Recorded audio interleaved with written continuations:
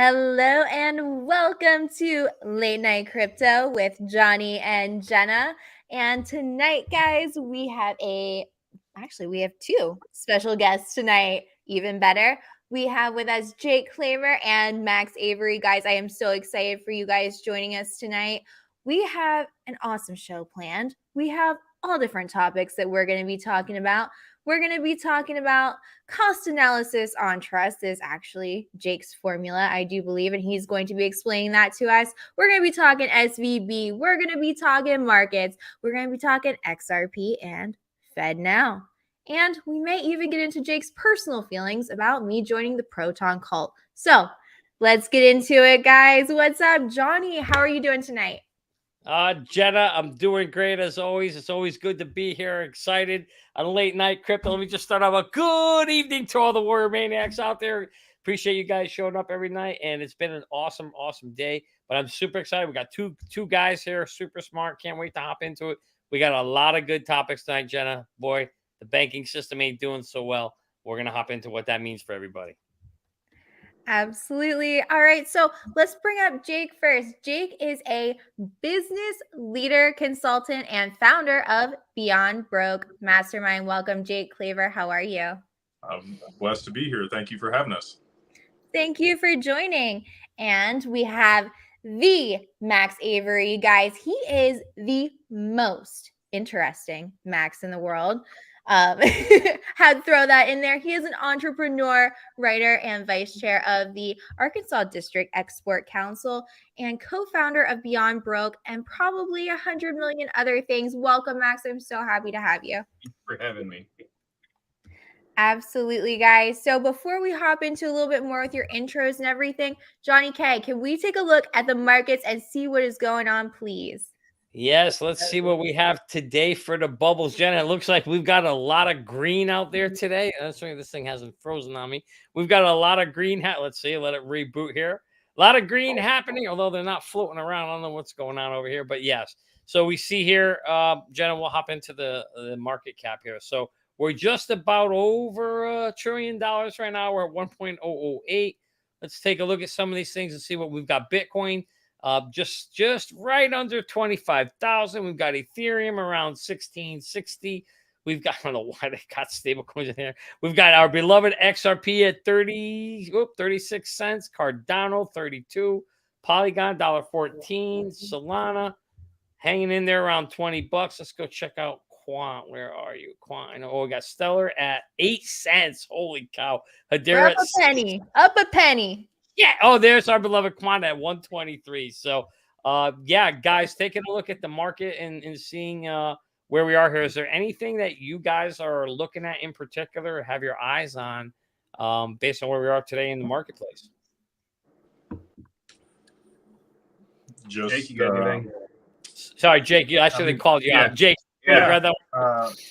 So, I mean, obviously, we're watching XRP and anything that's involved with ISO 20022 and the messaging system. Obviously, there's a difference between the messaging system and the instant settlement layer. But yeah, anything that's involved there. So potentially Quant, XRP, XDC, XLM, all those ISO coins that people call them, Algorand. Yeah. There's been a lot of cool stuff coming online for XDC lately that, you know, we've been fortunate enough to have a couple of calls with the XDC community guys. And I think that that's going to be a project that continues to evolve, especially as we start seeing the systems come online for all of the actual utility coming in place. But I know that they have things working in the background that have been pretty intriguing to both of us. So we're keeping a close eye on how that's going to move over the next few months. You know, it's interesting you talk about XDC. There's a lot of talk about XDC being a sleeping giant. What's your guys' thoughts on what XDC and what its role could be in the new quantum financial system that's coming? I mean, they talk about trade finance, right? So tokenizing commodities on there. It could even be the settlement mechanism that R3 uses inside Corda for tokenized stocks. Obviously, XRP is the primary settlement mechanism for that network, but there are alternatives, and XDC is one of those. So just depends on what gets built out on these networks, right? What use cases come to fruition? Where does real estate end up? Where does commodities end up? Where does the FX market end up? We think that XRP will settle all that back end, but on the front end side of that for retail, all those transactions could be settled by a separate network. So we'll just see what ends up shaking out. There's a lot of talk. You mentioned that XLM could be, they view kind of XRP as the bank-to-bank settlement system, and where XLM could be the bank-to-consumer settlement piece. What do you think about that? You think there's a possibility of that, or do you think that has a high probability of XLM being the chosen one, or do you think there'll be something else? I think there'll be a lot of winners. And again, it just depends on the use case, right? I am, for one, kind of in agreement with that. We've got Hyperledger and Hyperledger Fabric that IBM's involved in. And XLM is the settlement piece or the settlement token for that network. I think front-end retail payments is the likely scenario for that network. And you could aggregate a bunch of those just like they do right now, and then run one transaction on back-end settlement between institutions. So things that cost less than $10,000 might move over XTC or XLM's network, and then anything 10,000 plus, maybe that's on the back end through XRP. Oh, me. Oh, you want to know what I'm doing? Okay, well, since you asked, I'll tell you. All right, so obviously I'm into XDC. My XRP bags have been packed, so I am not focusing on that anymore. Just because I need to diversify, guys. And I know as much as you want me to be a maxi, I am not a maxi. Like I said, it's only now 85% of my portfolio, not 90. I'm really into SHX. I think, that runs on Stellar, but I think that is a sleeping giant. And if you haven't checked out Stronghold Payments, you definitely should. That's IBM, guys. You got to follow the money. You got to look who all is behind that, and the project's super cheap. This is not financial advice, and do your own research. That's our disclaimer. That's what I'm doing. And that's just what I'm doing. You want me to run through that for you? Yeah. Do you want to go through that? Yeah. So anything said here is for educational entertainment purposes only. None of this is financial advice. Please always consult with your financial advisor before making any investment decisions. That was perfect. I think we're going to record that, use that every time, Jenna. We are not financial advisors. Not financial. I love it. His voice is deep enough. You can use it as the boilerplate one. So actually, it's so funny. Somebody asked in our question. Check this out. So Jake, do you have any relation to Kevin Cage? I don't, but I have a meeting with him tomorrow. If you want, yeah. That is awesome. Okay, Jenna, what's next up on the agenda for tonight? So, actually, I was not done. I have one more thing. Actually, two more that I'm looking at. Cypherium. I've definitely been checking that out, and I'm up on that. And also XPR. That is Proton, the Proton blockchain. And I did get into that. It was on the 9th or 10th. I got the bottom of that little dip, and we're going up. But Jake seems to have some feelings on that, and I want to throw it to Jake. Why? Because I'm hearing some really great things about it. I'm not going to say it's not going to be around. Okay. It has potential. There's just a few things that concern me. So the ICO that was involved there, it's built on Solana's network.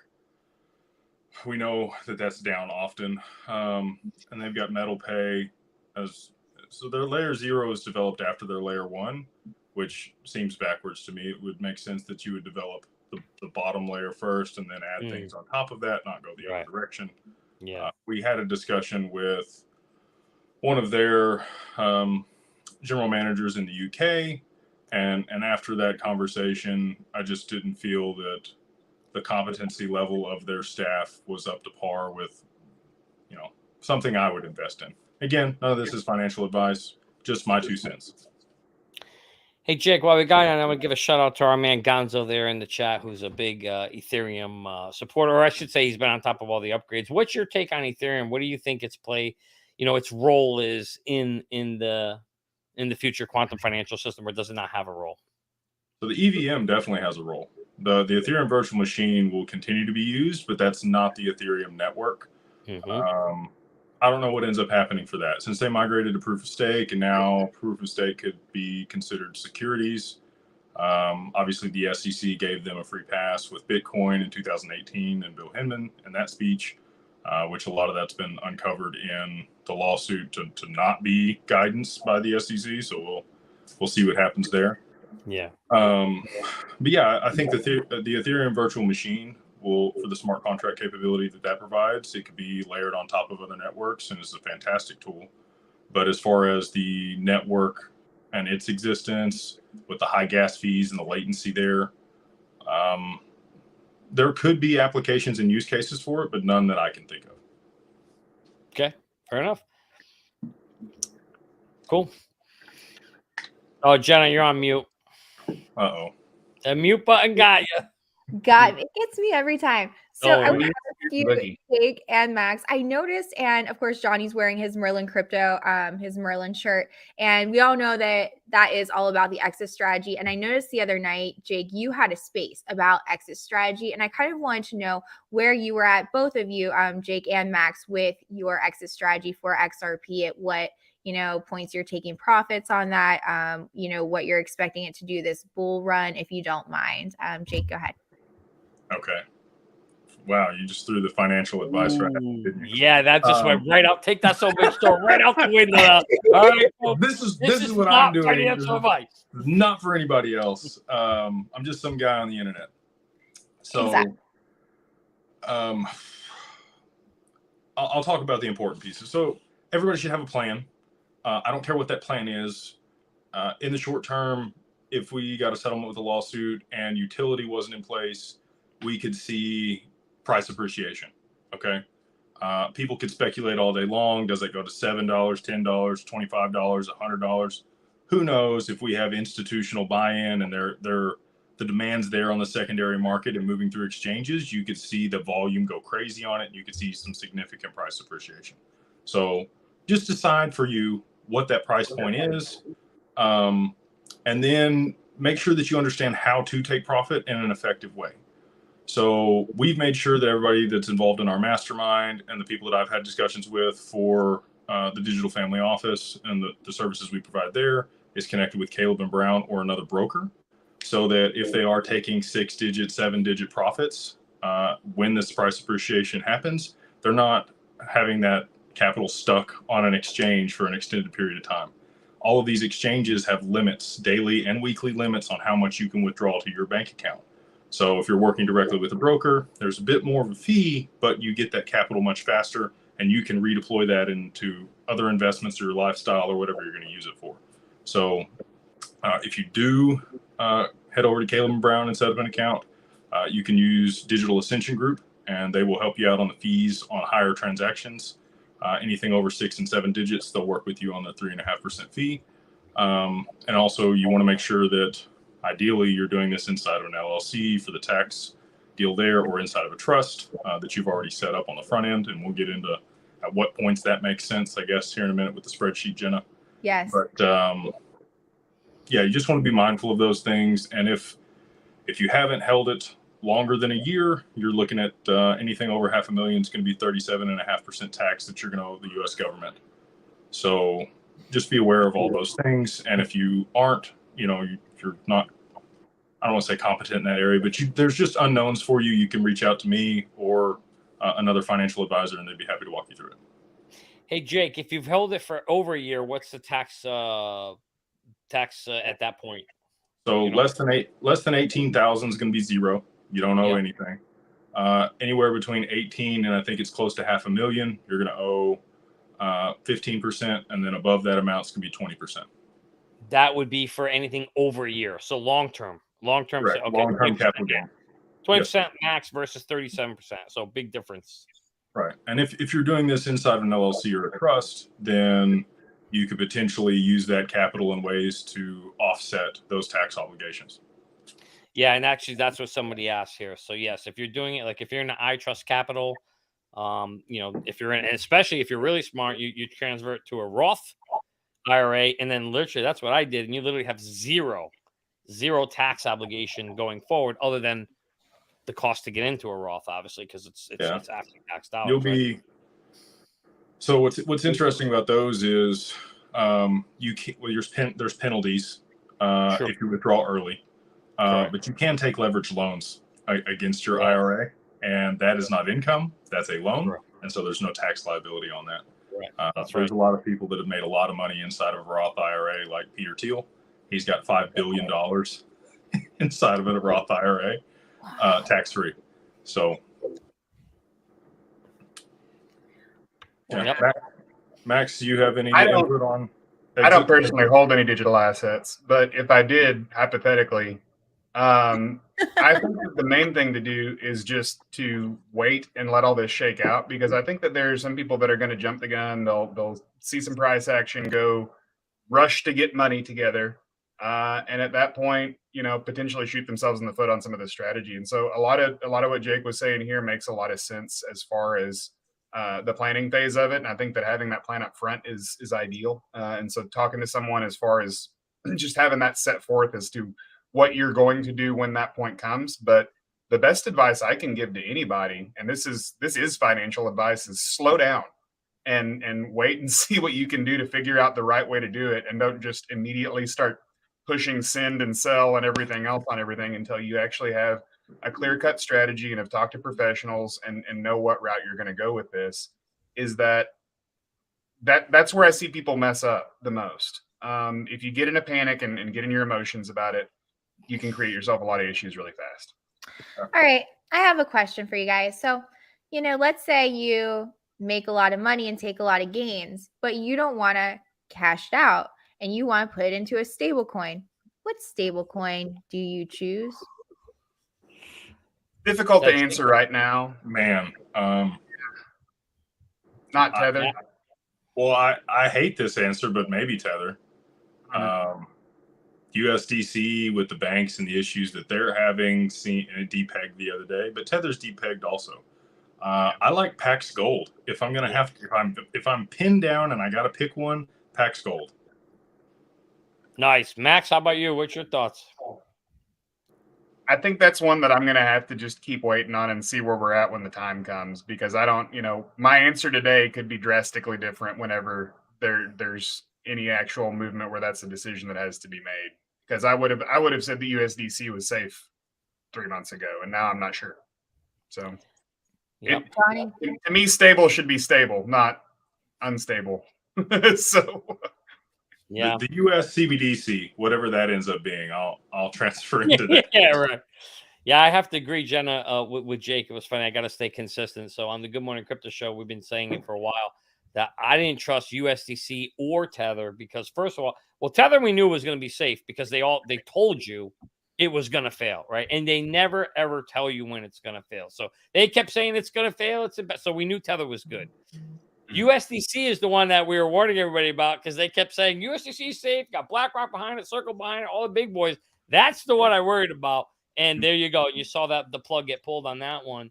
Then the reality, pull the Kramer inverse out on that too. So. Exactly. Listen, if they're telling you it's safe, it most likely isn't. You have to do the opposite of what they're being said, and that's why I agree with Jake. I've got mine, Jenna, right now in Pax G.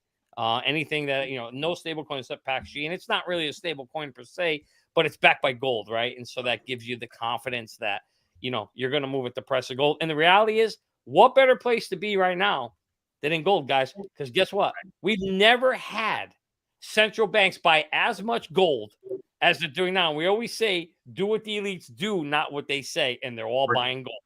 We're going to have Rudy Giuliani slide in the screen right now for his commercial. Peter Schiff or Mike Maloney slide right in here right now. Yeah, Schiff would be happy. You're right. But no, it was a great question because I do think it is important for our folks to know, be careful with stable coins because they say stable, but let's face it, other than the US dollar, which is a complete fiat and Ponzi scheme, but it's backed by US, the US taxpayer, right? The reality is none of these stable coins are. And I don't think people, we're in it. We do this every day, so we get it. But I don't think the common man understands these things are not stable, and they can easily be shaken. You saw Luna come apart, or I should say UST. You saw the depegging of all these other ones. So until the U.S. government, like you said, Jake, comes and says, "Hey, this is a CBDC and this is safe," I think you got to stay away from stable coins, Jenna. Use them to get in and buy your purchases, but I wouldn't put the money in there and let it sit unless it were Pax G. I call them a public restroom. You get in, you do your business, and you get out. You get out. Exactly. And I think that's exactly why it's so important that you actually do contact a financial advisor. And Max is right. You need to figure out what you're going to do and exit strategy, et cetera, because a lot of people, it happens and they lose their money because they're like, oh my God, I'm rich. What do I do? And you need to make sure you're making the right choices. And, the best ones. I mean, especially for tax purposes, everything like that, what works for you. So love what you guys are saying. Hey, we have 21 live listeners. Welcome, guys. Thank you so much for joining our live stream right now. I have no idea how many are on Twitter, but probably way more than here. And that's really cool too. But if you want to join the live stream, you got to be on YouTube. All right. So I want to before we hit up your Excel sheet, Jake, that is absolutely mind blowing what you came up with. Can you just explain to us a little bit more about what is Beyond Broke Mastermind and what you guys are doing? Yeah. So the mission of Beyond Broke is to help 1 million people become financially free. And so that's kind of what we do at the Mastermind is we just empower people with education around finance that you didn't get in school, and then also professional development. So how to position yourself in the best way possible to make money and then invest that money so that it's, you become financially free. And my definition of becoming financially free is probably different than other people, but I'll give it to you. Being financially free is when you make twice as much per month as you have in expenses, and all of that money comes from passive income. So if your expenses are $5,000 a month, you're making $10,000 a month from passive income, you are financially free. All right. Are you ready for me to pull this mastermind sheet up here? Yeah, please. Jake? All right. So explain what we're looking at here. Okay. All right. Well, I'll go from memory because it's difficult for me to see. But on the far left, you've got the price of whatever digital asset you're invested in. For us, obviously, that's XRP. And then next to that, we have, there we go. Zoom it in, Jenna. Yeah, we've got the cost of a trust. To the right of that, you've got the cost of an LLC. And these are all changeable, right? So depending on what jurisdiction you're in or what attorney you're working with, you might put different things in there. And all of these outputs are driven by the mathematical formulas behind the cells. It's not none of these amounts are fixed, except for the U.S. tax on the gift tax threshold. So to the right of that, of the LLC, you got where you think that asset's going to go to. And if you think it's going to be like a flashbang event where it jumps to that price, this is what this is for, right? If you think you're going to see a significant jump overnight, like a lot of people do, then this is a helpful sheet. If you think it's going to get there gradually, then you can kind of, take a little bit of profit and set these things up before you get to the gift tax threshold. So why does the gift tax threshold matter? Well, in the U.S., if you're protecting your assets correctly and you're going to set up an estate, you want to get those assets inside of some type of trust. If you're doing a charitable remainder trust, this doesn't matter. But if you're doing any type of asset protection trust or living trust, anything like that, then a gift tax threshold matters. And so for U.S. citizens in 2023, that's 12.92 million if you are single, 25.84 million if you are married, because you get twice the amount, you and your spouse. And so to the right of that are the formulas that break down, at what point you would want to set up an LLC and at what point you would want to set up a trust based on the inputs that you've given. So why is this important? Tax mitigation, basically. If you get above that gift tax threshold when you're moving these assets, these digital assets or whatever assets you have into a trust, you're going to be taxed at 40% on the amount that's over that. So having it, maybe you have some assets in your possession, maybe you have some inside of an LLC, and each LLC gets that same gift tax threshold to move the assets into a trust. So if you go ahead. Let me ask you a question, just for our audience too. So if you're saying you would create a trust, so you create a trust and you buy the asset in the trust, or you would make the money and then transfer the money into the trust afterward? Either way. So if you wanted to set up a trust preemptively, you're more than welcome to do so. but the full amount that you can gift over your lifetime in the U.S. without any tax implication is that 12.92 million. Oh, but you're that's still going to pay lifetime. taxes on the money you make, though, right? So if you make the money, you're going to pay tax on that, right? You're saying not necessarily. So you can move the assets into the trust without realizing any gains. You can transfer. I guess if you didn't sell it, correct? Yeah. Yeah. If you don't sell, if it holds its value, and you don't sell. Yeah, you're right. Put it in there, and then you can gift it without, as long as it's under this number at a zero tax cost, right? Right. Yeah. So Gotcha. if you do realize gains, you're going to have to. So this is assuming you're not realizing gains. Gotcha. Okay. Well, you could realize gains and still move that portion and the rest of it in there. You would want to set up a trust, and I'll tell you why. So if you don't have a trust in place and somebody comes to sue you as an individual, same thing with an LLC, they have access to those assets. Somebody falls on your front lawn and cuts their head open and sues you for a couple $1 million. They can come after these assets. And people are going to say, digital assets are in a wallet. They can't tie it to my identity, And right now that's true. Okay. So they don't know what you got in your cold wallet. But if they really wanted to figure it out and they had a good attorney, they could subpoena your exchange records and see what wallet addresses it went to. All of it's logged on blockchain, and it's or your computer public ledger. Exactly. I really laughed. I I laughed, Jake, because they were like, "Oh yeah, it's untraceable." It's like, no, guys, every single transaction is traceable, and if you're in court and they subpoena you, they're gonna make you give up your wallet address, and then you're cooked.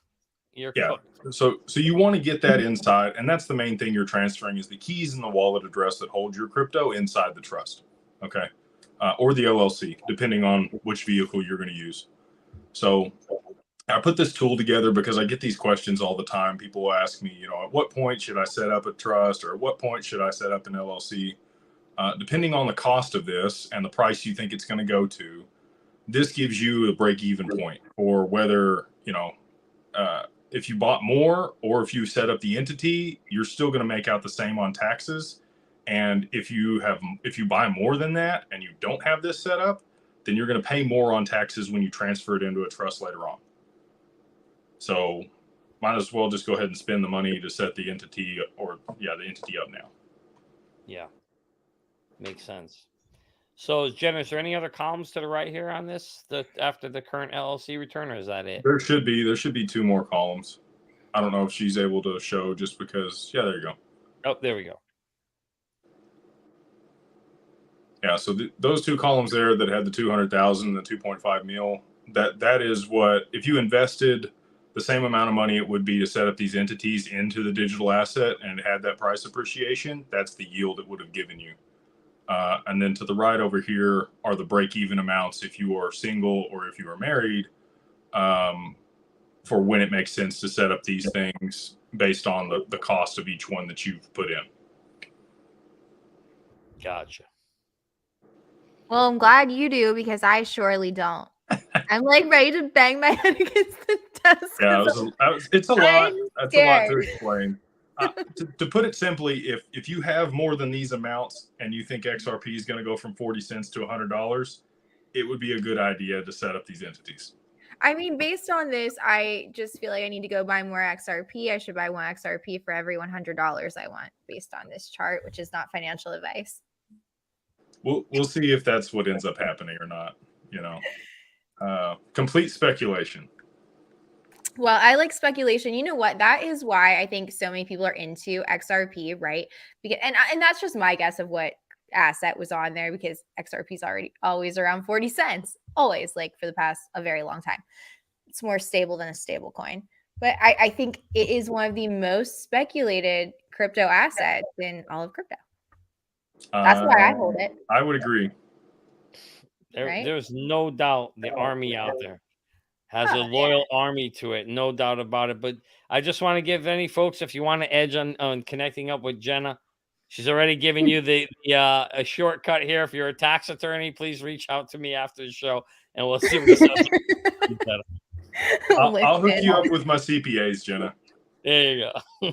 I need all the help I can get. Like I've been talking to my accountant and they don't understand very much of what I'm talking about. So I'm like, we need to go somewhere else. We're going to have a problem here. And that's why I put together what I did with the Digital Family Office and Digital Ascension Group, is because most professionals have been disincentivized to learn anything about this market and stay far away from it. And it's a very niche skill for somebody to have competency in whatever regard they work in, as well as digital assets. All right, guys. So what we're going to do, I have an article right now from FedNow, which is going to go live in July. And I want to talk about that and get your thoughts on that. So let's pull that up here. Can you guys see that? Yes, we can. You can see it. All right. U.S. Fed to launch FedNow in July, countering Ripple, since we're on the subject. All right. FedNow is a service that allows banks to transfer funds speedily across the broader financial system in the country. It is described as a modern instant payment service system. The platform was first announced in 2019, but the Fed plans to activate the service within the next few months. Now, this does not use the blockchain. However, it appears that FedNow is offering an alternative to banks in the United States to move funds across the financial system using their solution. So we know that Ripple has an ongoing case with the SEC. But tell me, Jake and Max, would love to hear your thoughts on this, and Johnny, do you think that banks will use FedNow instead of XRP? Do you think they're using private blockchain? What do you think they're still going to have a use for it? What are your thoughts? Who's first? Jake, go ahead. go first. Okay. FedNow seems to be a domestic payment system, and it may even be the domestic payment system that's the messaging layer. So there's a messaging layer of all these things, and then there's also a settlement layer. I'm not sure. I haven't done enough research to speak one way or another on FedNow or FedWire. Obviously, there's a lot of speculation around there being a settlement layer that utilizes digital assets in order to do that. And then people conflate those things between the messaging and settlement layer and call coins or networks ISO 20022 compliant, when in reality it's just the messaging standard that's being implemented. It has nothing to do with the settlement piece of that. So we'll see. I don't think it's a competing mechanism, especially for instant settlement. So if it was implemented and it's just a messaging layer, then it's just standards that would allow for maybe the later integration of an instant settlement layer, and maybe XRP or XLM or one of these other tokens would be utilized for that. But we'll have to see how it works out. What do you think, Johnny? Yeah, I was going to actually kick it to Max first. Max, the thing that we have to bring into focus on it too is that there's a lot of behind the scenes, information that goes on with all of these different software platforms as they're getting integrated, and most of them are held under an NDA. And so regardless of whatever the news has put out and we know about a system, I think that a lot of it we're just going to have to kind of wait and see, and people can speculate one way or another, but it wouldn't surprise me if something came out that people thought had nothing to do with Ripple or XRP that had everything to do with Ripple and XRP, but they haven't been able to talk about it. So, I think it's really one of those that unfortunately we just have to wait and see. And there's a lot of information that's been put out in various white papers that kind of lead people to that conclusion a lot of times. And I know that shout out to Kurt and T that Jake and I talked to a fair bit. They kind of dig in and research way too much about this stuff, but but we've dug into some interesting white papers that kind of lead us to the conclusion that there's more things when you actually talk about the nomenclature that gets used in technical documentation that talks about XRP without saying XRP. But could that be another token that we don't know about yet? It's just kind of, we got to wait and see how it's going to shake out. So. Yeah, I'm kind of in the same camp with you guys, right? There's all the speculation. Everybody's happy about, everybody wants to believe it's XRP or and the reality is I don't think any of us know. Like you said, it is going to be one of those things where these so here's how I'm in the technology space, right? And the way we do it is we test things out. We try different things out. You go through trials, you check to see what works. But one thing we're always trying to do is cut costs, make things lower cost, reduce friction, make things cheaper, better, more efficient, right? And that's what we know the blockchains are going to do. And frankly, to be honest with you, I don't think there's going to be any one. This ain't like Lord of the Rings, one ring to rule them all. I don't believe that's going to be the case. I think what you're going to see here is you're going to have multiple systems in place, especially in the beginning of any technology adoption, because companies and banks aren't going to know exactly which one works. So you're going to have different ones, and they're going to all coexist. And then 5-10 years from now, they'll figure out. It just happened with Bluetooth. When Bluetooth first came out, there were like 10 other wireless protocols, and they were all trying to figure out which one. And then finally, a few big companies said, hey, we're just going to make Bluetooth happen. And then it finally went that route. And I kind of think the same thing is going to happen here. So I'm not going to come out and say I know which one, because I don't know which one is going to be. This is why I tell everybody, do your homework, look at the technologies that have the ability to solve a real world problem, and then make sure you get a couple of those horses in your stable, right? And so I'm betting on XLM, XRP, XDC. I got them all, right? I got them all in there. I don't know who's going to win, but I don't care, because at the end of the day, as long as you got a bunch of them in there, you just and need you have that. to figure, because I work in the payment space now as well, and you have to figure, like, even from my perspective, is how many different gateways do I use for integration in websites and terminals, Bingo. and how many different brands of terminals are there, and how many Bingo. different credit card networks are there that we have to work with. And then, Exactly. it ends up being this multi-level thing. And so I think that there's a lot of great tokens and a lot of great projects that solve different problems and are not in competition with each other. And that means that they have the potential to be a great investment, especially at, pre-utilization prices that are there right now once they start moving value over the network. And one of the things too is that we don't even really have a good grasp on everything that is ultimately going to be tokenized. Correct. So I think as time goes on and you start seeing additional things brought on chain that are not something you would even consider a store of value that's getting moved over a ledger. You have things like intellectual property that could be tokenized and stored and moved in a way that it's never been done before. And so when you want to talk about market cap, we don't know what that looks like. And so again, highly speculative. I have my horses that I like to bet on, but I think that's really the name of the game. Is just you don't own any digital assets, Max. It's all hypothetical. Yeah, you don't have any yet, Max. But talk to us after the show. We'll share a few with you. Right. Yeah, go ahead.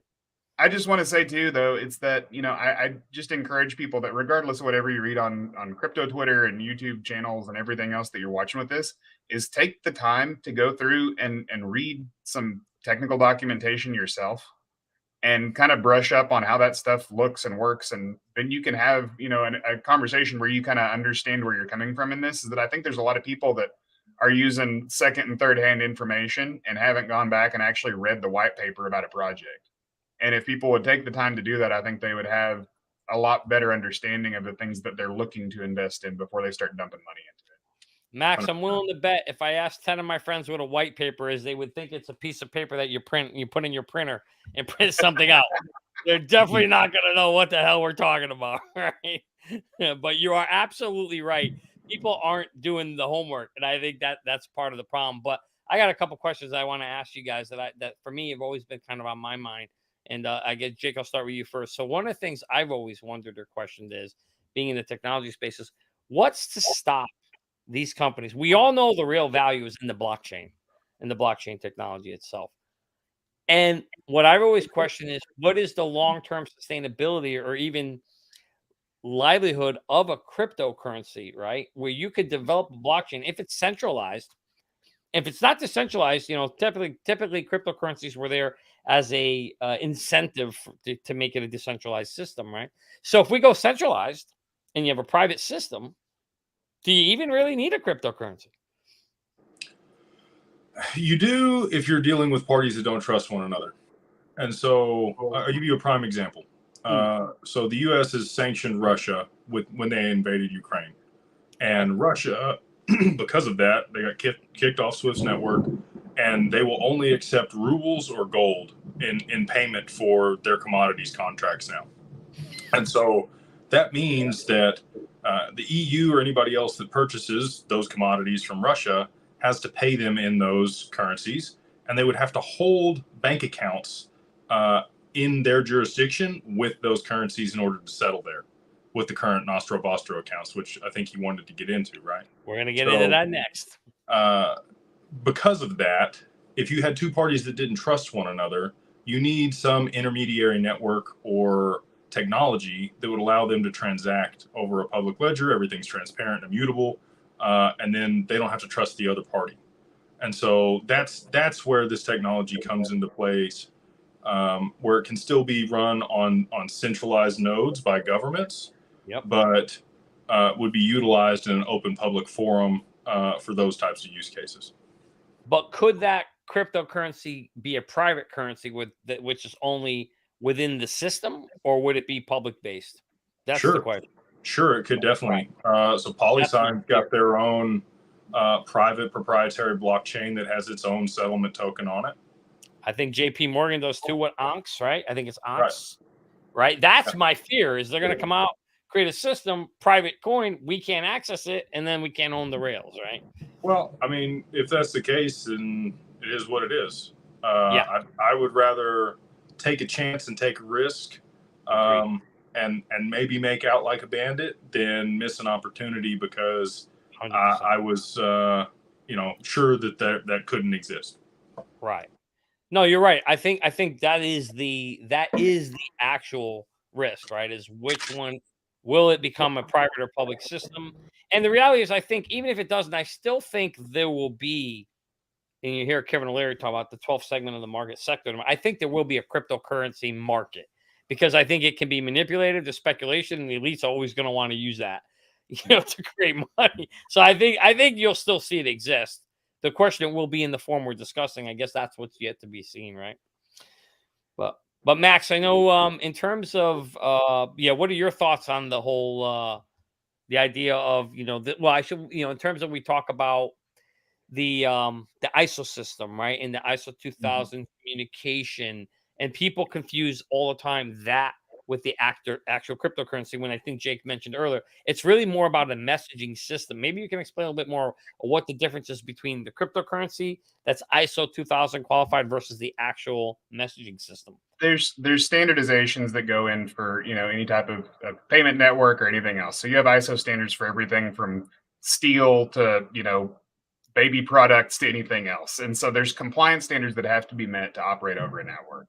And talking about anything that is compliant with a regulation that's coming in place is wholly different from something actually being an accepted and used form of that. It just means that it meets certain criteria within the guidelines that have been put forth that way. And when those networks are saying we have to migrate to be within compliance, then that's really what it is. And that can be any number of things that are compliant at that point. We've had ISO compliance systems in place since the beginning of time on these types of networks, So this stuff going live, coming up right now, could we see utilization take place? Absolutely. But is it going to be something that necessarily is the required catalyst to make this happen? I don't think that's the case, because it just means that they're implementing systems that are fully compliant at that point. That doesn't mean that there is, the end game product is going to be shipped out that way. Oh, can I mention an analogy real quick that I think would be valuable for the listeners? Yeah, sure.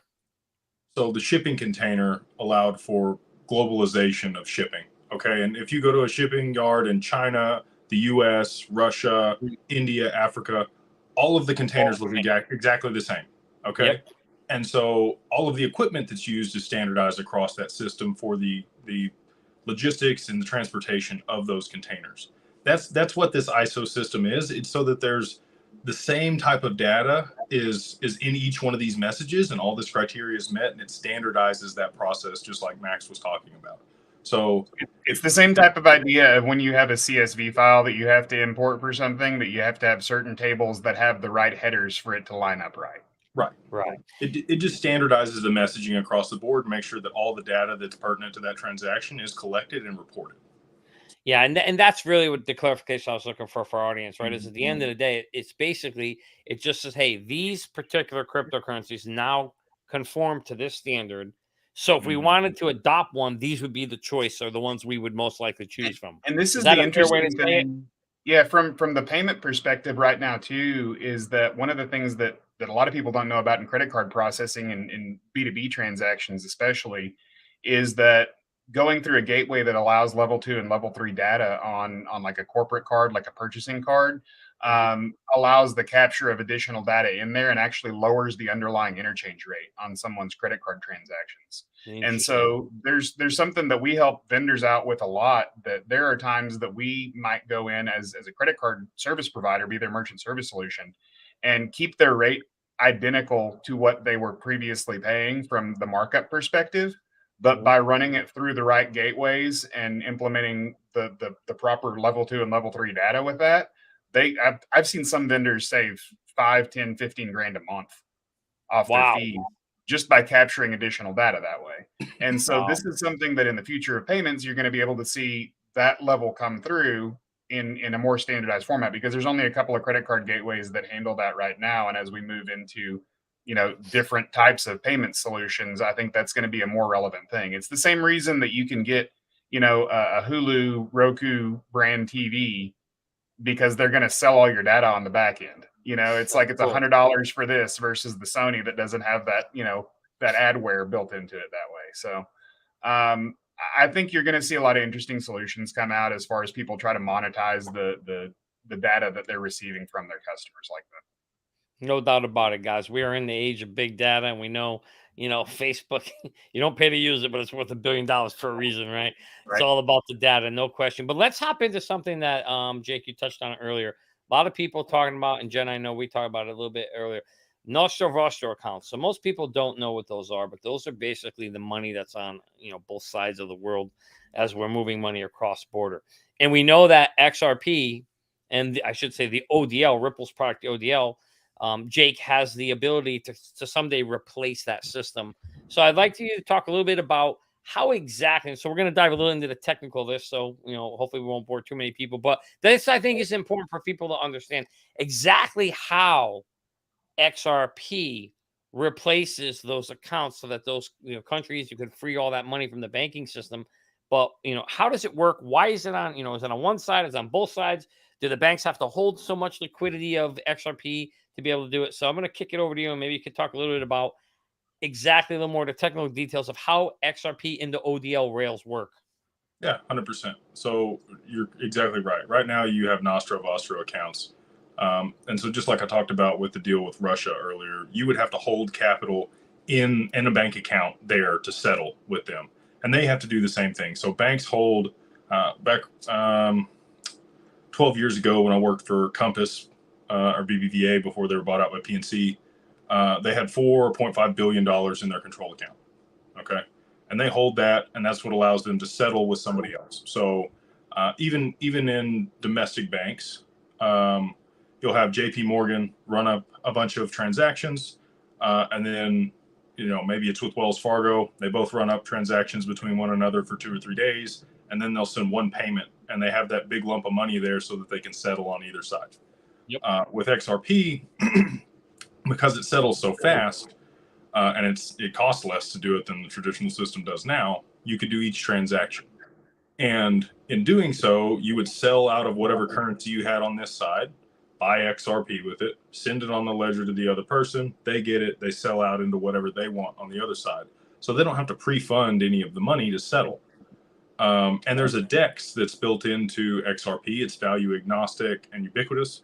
And so it can move whatever value is placed on the ledger. So if there's any type of stable coin that's issued on top of the XRPL, it's interchangeable directly with XRP at any point.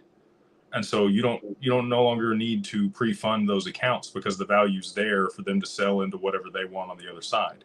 They don't have to run up a bunch of transactions and keep a ledger and then send one payment to settle that may be a very big amount. So the question, yeah. Oh, go ahead, Max.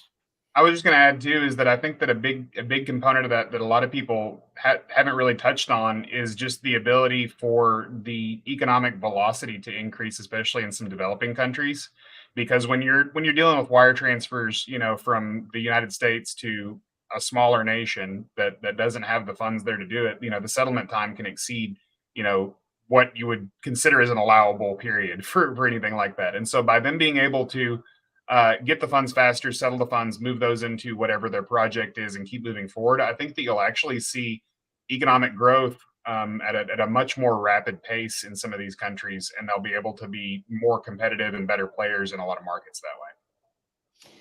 Yeah. So the question I have for you guys is, so the way to describe the system, right? You'd buy XRP on this side, transfer it over, then they can sell it, right? The question is, in the digital age, why couldn't they just have a system where you would have a number on one side and just say, okay, this is what we're transferring over to you.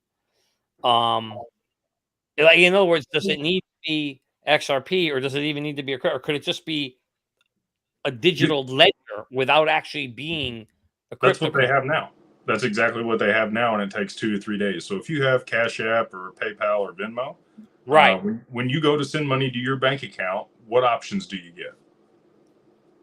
You get instant, and they charge you a small fee for pre-funding your account, or it says 2 to 3 days for free. And it's free, correct? Well, that's because it actually takes 2 to 3 days for them to settle up with that other institution. So they're already doing exactly what you're saying. The value and the exchange of value is what matters. So if you don't have that trusted settlement layer between people, they don't trust the other party, and they're going to require pre-funding so that they can settle and make sure that they're solvent on the other side of that transaction. But if they can receive the value immediately, which is becoming a real issue for a lot of these banks, that, as we've seen over the past week, is that the trust issue is becoming more and more apparent. Because if you ask any of the banks that, have questions right now, they're all going to tell you that they're fine. And then 2 or 3 days later, you see the headline. So I think that everyone's kind of in a place right now that they're trying to prevent a bank run. And, the game of hot potato is now on. I would like to see, some of these guys pull it off. But I think there's going to be a few more that start to topple before this thing's over. So then, last question for me, if thinking about the system that you described, right? You want something that settles quick, so this way you're not worried about exchange rates and things like that, right? And so if you had it, the question is, it could really almost be any cryptocurrency then, if it had the correct number, like a Hedera that could do, a shit ton of TPSs, right? 1,000 TPS. If you had something like that, theoretically, it could be anything that has a high enough rate and can be transferable quickly. And yeah, 100%. And I actually like Hedera in that regard, just because fees are fixed on that network. So with XRP, the fees increase with the amount of XRP, the price as it goes up. Scaled, right? Yeah. Yeah, and they can vote on the network and reduce the amount that it costs per transaction or how much XRP is burnt. But in the same regard, it'd be nice to just know this is what it costs, regardless of what we're sending. It's always going to be 25 cents or whatever it is. And that's how Hedera is. It's priced in dollars, and there's fixed amounts on that network for each of the transaction fees and anything that can be done. Wait, that's my question with XRP. So it has to be voted on how much the fee is, because I read an article, and of course, unpopular opinion, and I got crucified when I wrote on Twitter, hey, increase the fees a little bit, the price goes up. But of course, that would be manipulation. But do you think that, so is that actually something that has to be voted on? Yes. So I don't remember if there's 42 or 46 validators at this point. And they actually just had a new version come up for vote yesterday on the XRP across the validators. So XLS 20. And so this is the other piece. I think they're trying to illustrate how decentralized the XRP network is in comparison to other networks with the voting mechanism that's in place. So when they brought on XLS 20 for the NFTs and all that stuff, we had 46 people vote. It had to maintain 80% approval rate for 2 weeks before it was implemented, and then it was rolled out. And so any changes that are made to the fee structure, the amount of XRP that needs to be held in a wallet in order to open one, all those things would be voted on by the validators that are in the network. But if they're run by government entities and banks and educational institutions like MIT and Harvard, then they could probably get their 80%. How do you think that XLS 30D, I don't even know if it's a D, XLS 30. Okay, so how do you think that the automated market makers, as Joel Katz, Davis Schwartz likes to say, automated money makers, how do you think that will affect the price point of XRP? So that'll provide the ability to have private liquidity pools or public liquidity pools, and utilize the market maker and the mechanism there for exchange between things. So as an example, I think Max mentioned earlier the mineral rights deal we were working on. You need a buyer and a seller on that side of the market. You need a marketplace, and you need liquidity for those transactions to happen. So if somebody's buying something and they wanted to, have that transfer of value, they're going to need a liquidity pool or somebody to utilize that. And so ODL already does this, but it doesn't have the market maker that plays the arbitrage in between and finds the lowest price and also the highest price on the other side. And with the market maker, it'll be interesting because it'll provide a way for potentially XRP holders to lease their XRP into a liquidity pool and earn a yield in LP tokens. So liquidity pool tokens is what LP tokens are. And it'll pay people out based on the volatility in that market. So ideally, you're going to provide liquidity for a market that has a lot of volatility because there's going to be a big spread between the buy and sell for the automated market maker, and then you make that return. But over time, as more people provide liquidity to a corridor or a market, then it's going to become more stable, right? You're not going to get as great of a return. And they'll allow people to bet against the automated market maker, and that's who will buy your LP tokens. So somebody has to bet against the market maker in order to make the spread, and they can bet or bid 70 or 80 or 90% of the LP tokens and make that other 10, 20, 30 bips on those transactions. So I think it'll be interesting, and I think it'll open up a lot of other use cases for the XRPL and a lot of different markets that we, like Max said earlier, don't even think or understand will exist yet. All right, I have another question. And guys, I don't get out much, but since we're on the topic of XRP and I'm really excited about it. Okay, so I guess this is something that I'm not fully understanding. So I know that these Nostro Vostro accounts, I know that it unlocks trillions and trillions of dollars, right? But my thing is, I used to think, oh, it'll flood in, the price will go up, but that doesn't make sense to me because why wouldn't they just do an over-the-counter transaction? Because it wouldn't make sense to them for the price to go up and everybody who was holding to dump because then the price would go down, right? So wouldn't it make more sense for XRP just to be a stable coin and just be worth like a denomination of $100 or whatever it is, or maybe just XRP is XRP and maybe it becomes a one world currency. I don't know. Or maybe it is actually XLM. I'm not going to go down that rabbit hole, but I think that I just don't fully understand what the flip the switch moment is, if that is what flips the price. I don't understand how, you know what I mean? Do any of that make any sense to anyone? Yeah, I think I can answer maybe what you want to get out of this. So and I could be wrong about this, but from my understanding, the flip of the switch moment is where they connect the public ledgers and the private ledgers that are built on the network. We'll see if that's true or not. There's not any proof that there are private ledgers and XRP actually can't be a different price on those other ledgers than it is on the public network. So you can get into all that. Side chains, there's just a lot of capabilities with the XRPL. So to answer your question about the stable coin, the way I would address that is you would look at other indexes or things that have trillions of dollars of liquidity in them. So let's look at the NASDAQ or the S&P 500 or something to that effect. It's got, the stock market in total has $600 trillion of market cap. And so that's a lot of money. In these indexes, it takes trillions of dollars to move them percentages one direction or the other. And it would be the same way for XRP. But you don't want it to be pegged because then it can't handle more value moving on to the network past that point. They would have to continue to revalue it over and over and over again. And I had this discussion with Crypto Lou not too long ago on his channel about, pegging or backing XRP with gold. We can't talk about pegging on this channel. Oh, okay. Sorry. Hey, why not? I don't want to get demonetized. Yeah, there you go. There you go. That's right. So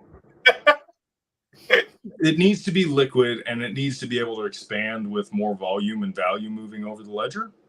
And the more volume and value that moves over the ledger, the more stable it will become.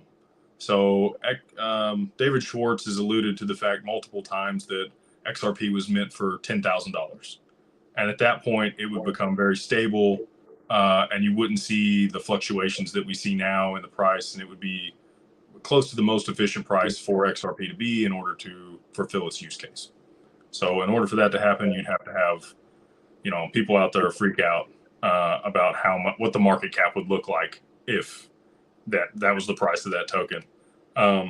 But if it's providing liquidity for the stock market, or let's say derivatives, right? So derivatives notional value is somewhere between 800 quadrillion, or yeah, that's right, 800 trillion and 1.4 quadrillion dollars. If you had a ledger and an accounting mechanism that could settle all of those trades on the back end, and all of that liquidity had to be provided by a digital asset, that sounds like a good use case for a 5-digit XRP to me. Nice. One question for you, Jake. And there's a lot of talk about when you're on the ODL.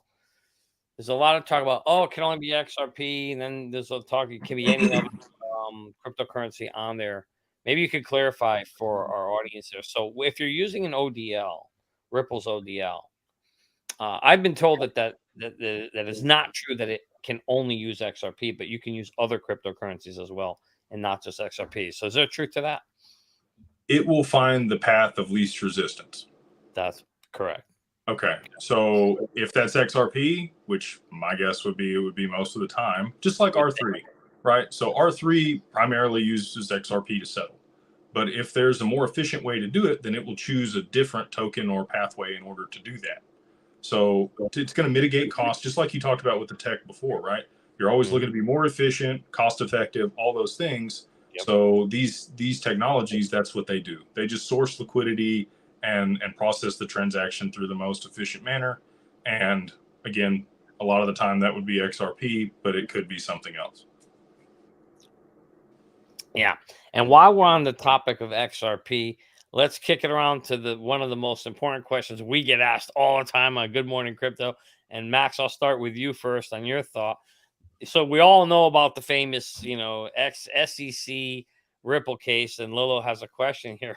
Will it ever end? So obviously, Max, why don't you give us your take on what you think is going on, and when will we get an ending, and what do you think it'll be? Will it be a ruling or a settlement? What do you think is going to happen? I don't know how it's going to end for sure, but I do know there is a lot of kabuki theater that goes on in the political scene with some of this stuff, and that doesn't change.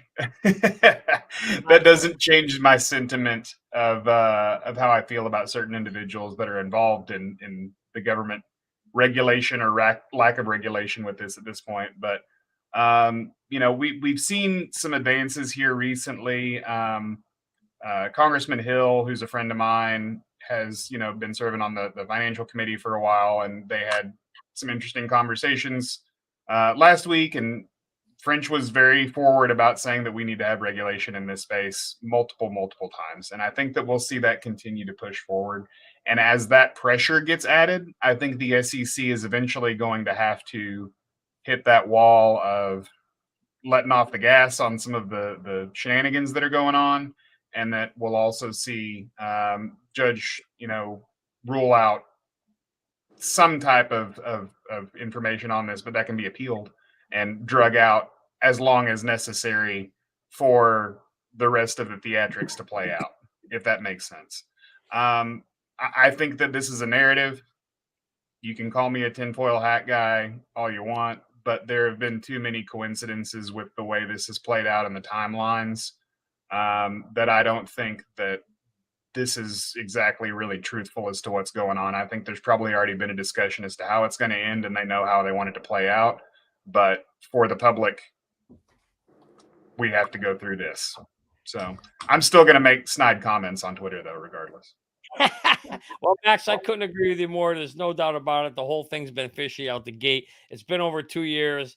The SEC has been getting slapped around throughout the whole 2 years in the case, and we know Gary just we know the SEC typically wants to make money here, right, Jake? And we know that Brad has already said, hey, just don't call me a security going forward, and I'll settle.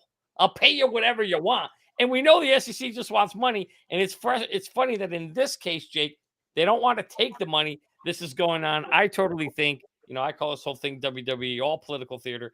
I think there's something fishy going on here. But Jake, I'm curious of what you think. Is there something? Is there another agenda here? And when do you think we'll finally get a conclusion to this thing? Well, so I just want to address the point you made. I believe that there have been settlement offers. And here's the conundrum or the issue that causes. Say they do settle, okay, and XRP does have forward guidance, and no other crypto does.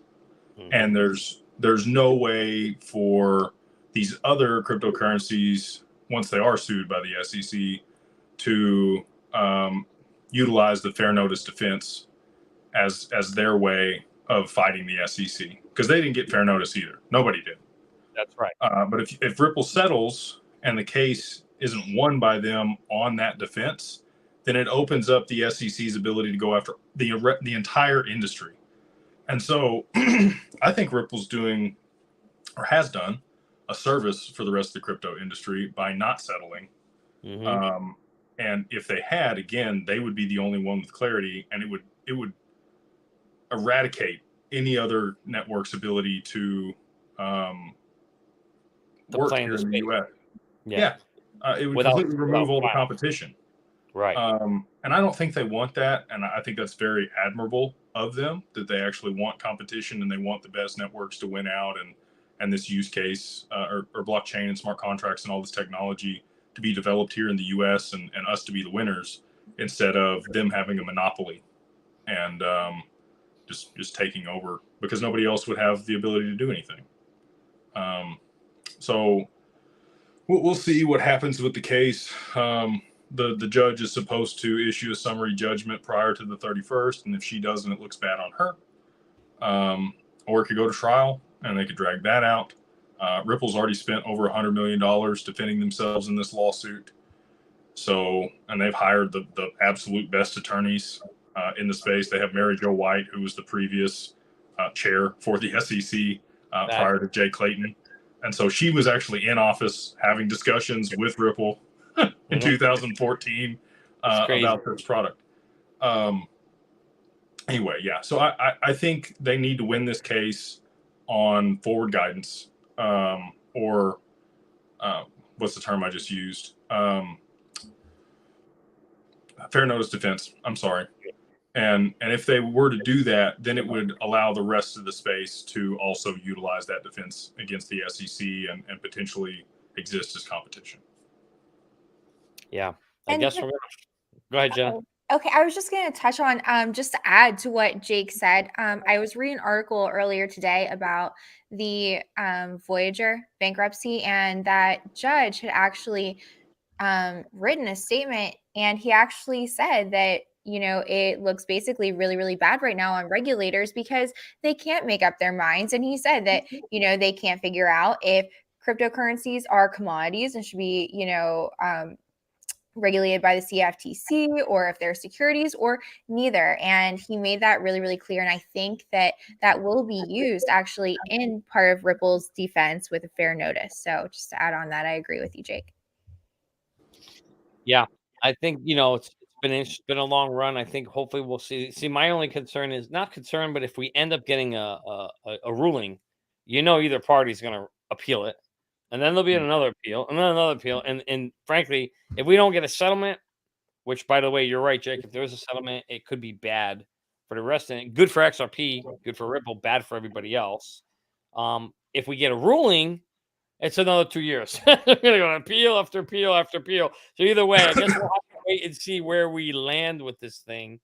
And I know everybody's anxious. Sorry. I think ultimately this is one of those cases that we'll see action from Congress that's going to come in at the right time. And then that's where the clarity will come forward with this. And that's why this is being drug out. But I think with the positioning now, House Financial is doing a good job of keeping the pressure on, and it's obvious that they're moving forward with trying to find some regulation space in this. I think that we'll see regulations coming sooner than later. I just don't know what that day is going to look like. But I think that the lawsuit itself may be rather independent from whatever comes out of that. So I agree with you on that, Max. I think there's a lot of thinking. People think, oh, when the XRP's done, we're going to get the clarity. That's not necessarily the case. We all know with a court case ruling, it all depends on the facts of each case and whether they can apply to the next one. The reality is, and we've been saying this all the time on Good Morning Crypto, we and I'll get to that in a minute. But basically, we need Congress to do the job. They've got to actually come out and do what they're supposed to do, create some regulation, give us some rules, so that then the industry can move forward, right? And we know that even if they do it, first of all, things have been tossed around for 2 years now. I've been hearing this bill in Congress. And you got the Emrys bill, and then you got the Warren bill, and the Warren bill, it's a disaster. But the reality is, when are we going to get? And now you're hearing that, well, when we get the clear, it's just going to be around a stable coin anyway. Well, wait a minute. That's not really what we need. We need wider clarity than that. The encouraging thing for me too is that I even saw, Barney Frank going on TV talking about the current state of things with the bank collapses was at the fault of lack of crypto regulation, and was trying to pin it on that. And so I think that when you have people like Barney that are leading the conversation that way, that aren't just, various crypto Twitter individuals or something like that, that it's a good indicator that these discussions are going on at a level of, there's a solution coming soon. And Barney is, he's been out of the game for a little bit, but he did still serve on the board of Signature Bank and does still have a lot of political friends that I think have been kind of giving him some information as to what the conversation is. And you saw what Barney came out and said, right? He said, hey, guys, we are solvent. We don't have a problem here. But the federal regulators, the FDIC came in, and even they were surprised, and they just shut them down. And we know why. Let's just call a spade a spade. We all know Operation Choke Point's out there. We all know they're squeezing crypto, right? Because crypto is an alternative system to the current system they've created, which they don't want to lose power. So why would they want a secondary system out there, right? So squeeze them out. But Signature Bank was fine. But we know that they were the last off-ramp for most of these crypto exchanges, and that's going to be a challenge. And so the question I have for you guys, one last question as we end this thing, because we're over an hour already. I mean, it's the fastest hour in crypto. But there's a question I think is so important here was, and I'd like to throw it to you guys, and Max, I'll go to you first. What do we think the repercussions will be? How big of a bank contagion do you think this will be in the crypto market? I think that we're in for a little bit of pain. I don't want to say anything else other than that, but I've seen some indicators from several institutions that make me very concerned. I am hopeful that we can get some type of, relief for some of the different startups and businesses that have relied on the FDIC to protect them in this case. But unfortunately, I think that we are going to see some big bad repercussions, because this is going to trickle out beyond just the bank collapse. There are companies that were probably fine last week that are no longer fine. And once you get in that position of missing payments and having issues, and especially, we're just on the back end of people recovering from COVID. A lot of people don't necessarily have a cushion built up the way that they would like to right now. And I'm afraid that we're going to see some very good, viable companies take it on the chin pretty hard. So we'll see.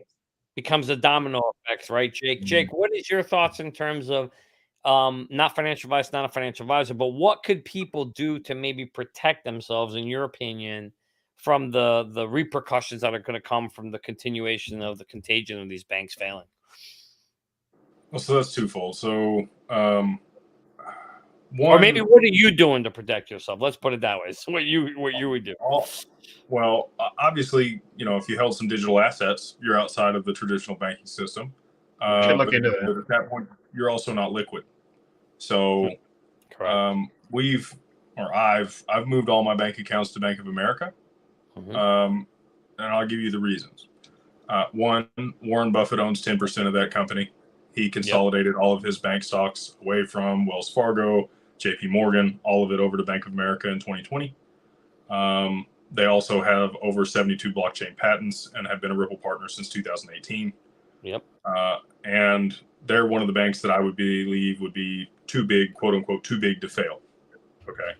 So if it really was, mass destruction and bank runs and all these things, they've got the buddies at the FDIC and the people in high places that I don't think they're going anywhere. If you're in a small podunk town somewhere and you got, a little trust bank or something, maybe even a small credit union,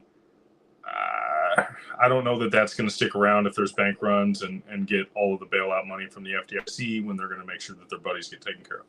So that's what I'm doing. And then I want to address like what's happening with the liquidity and why this is going on and why the contagion could spread. So we got a 50 basis point hike from the ECB today, European Central Bank, and Credit Suisse is already under pressure over there, whether they say they are or not. They say that they're supposedly got a loan from the Swiss bank and their government. We'll see. But loans are going to continue to dry up if rates keep going higher. Liquidity will continue to dry up. And so if the Fed comes out next week and they hike again the quarter point that all the markets have factored in, that might be the straw that broke the camel's back. I think they need a reason to pivot. And I think these banks failing is a fantastic reason for them to pivot. And if they were to do that, you get the flip side of the coin where you would see inflation jump back up again. Prices would run, crypto would run, the stock market would rip higher, especially if they, they pivoted and went down in rates. If they reduced the rates next Wednesday instead of hiking a basis point or a quarter basis point, you would see a crazy run in the markets because everything would move from risk off to risk on again. So they could drag this out. I don't know. I'd give them another 6 months to a year if they were to pivot. Do you think those 50 cent buffalo wings? Do you guys think the likelihood of them pivoting, though, when we know I missed that, Max? I missed something about buffalo wings. I said I don't want to miss 50-cent buffalo wings. Oh, there you go. I got a question. Yeah. One of the things you talked about, Jake, was interesting, right? Is now knowing where we are, seeing how things are collapsing, are they going to pivot and switch? But we know that Powell has gone on and been extremely adamant that he's always targeting 2% inflation and wants to get to 2%, and we're like at 6%, right? What are the chances are that he pivots when we're so far away from his target? They're in between a rock and a hard place. Yeah, exactly. So their two mandates are that they keep employment at a certain level and then also that they keep inflation at a certain level. And so you have to walk a line there. But if we're having things like bank collapses happen, like Max alluded to, where companies can't make payroll and they're starting to collapse, and then the unemployment rate rises, like which direction are you going to go here? You have to keep people liquid enough that they can pay their employees and expand their business and grow. And let's not forget, Tyson shut down 3 facilities this week. Just saw that. Yeah. So you've got major companies that are scaling back. And I mean, in an industry that, I don't know about y'all, but I eat a fair number of, chicken breasts and chicken wings and everything else. It's not like it's been like a thing that's gone out of my diet. That should be a pretty stable industry. And the fact they're trying to consolidate and close this stuff to save money in 3 states doesn't give me a big warm and fuzzy right now. No, absolutely. And to quote a line from one of my favorite movies, "Hey, Henry, you like the leg of the wing?" I guess we're going to find out whether we get the leg of the wing. Is it chickens? Yeah, that's right. We'll see what happens. But guys, we're running out of time. It's been, we're at 1 hour and 20. Jenna, I don't know if you have any last comments for the group before we end it out. You're on mute. Yeah, no, I did see that. No, it's way too tinfoil hat, my thoughts, because I've been down a rabbit hole at least 12 times, like while all these conversations are going. I just want to thank you guys so much. I mean, this has been super educational. Jake, you answered so many of my questions, and I just wish I would have met you in this space sooner.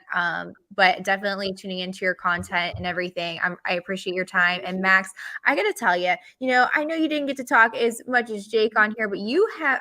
Do you play poker? Because you have one of the best poker faces I have ever seen. I gotta tell you that. Stare blankly into the camera. But thank you so much. And thank you for the knowledge that you've shared. I just appreciate you guys. And of course, Johnny, go ahead. Any of your final thoughts, my homie?